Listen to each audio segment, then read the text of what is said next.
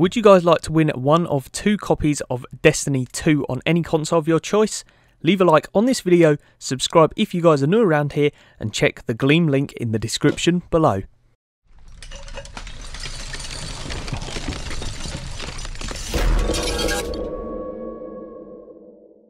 What is going on, guys? Quality XA here, and today we have a real juicy news story from Destiny 2 today.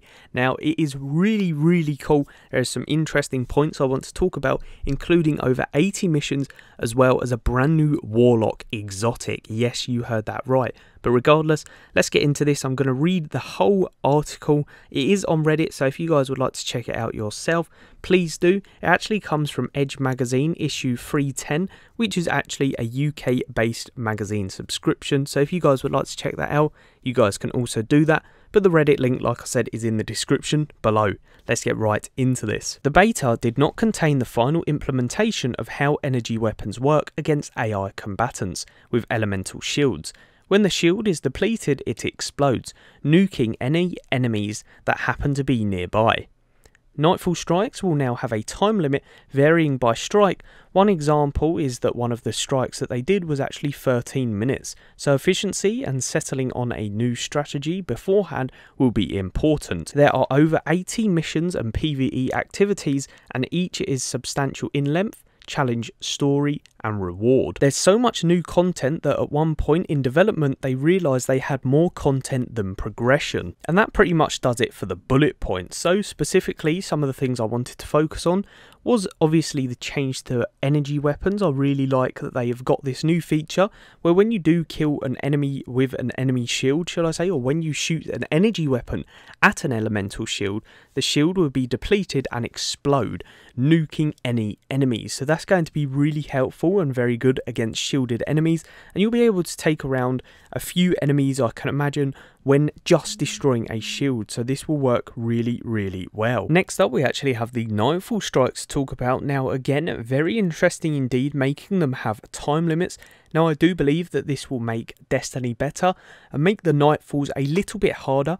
As you guys know, back in the Destiny 1 days, when Destiny did first come out, the Nightfall strikes actually had no checkpoint. So if you guys would die, you would restart from the start of the Nightfall, which was fun in my eyes. It made you replay, and obviously you got good rewards from it, which was the best. But having a time limit definitely will make it a little bit more harder, and I really enjoy that little feature there. Next up, we have about the 80 PvE activities and missions, which is brilliant. It says here that they are substantial in length, challenge, story and rewards. So 80 missions. I mean, the replayability on this game is going to be much better than Destiny 1. As you guys know, you couldn't play it too much. Obviously, when the DLCs came out, there was a lot more added, but it was still struggling to find content and replay stuff that you'd done before. After you'd done it a few times, it got a little bit stale.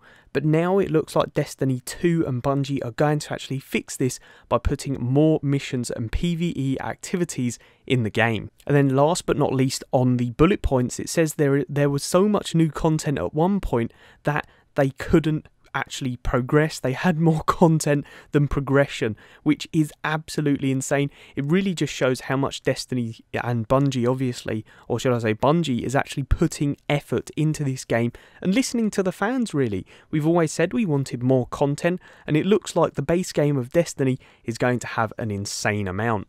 And then last up, we actually have this little paragraph which actually contains a new exotic for the Warlock, as well as some juicy information. So there are apparently a few other things revealed to the Edge team visiting Bungie, but they were asked not to reveal. One involves the Hunter class and left the reviewers happy that the class will shape up well. So very good, exciting news for the Hunter. In my eyes, the Hunter was the most underpowered in the beta, I want to say, but by the looks of it, the Hunter has a brilliant new class, or maybe some class updates that obviously left the reviewers happy, so that makes me happy.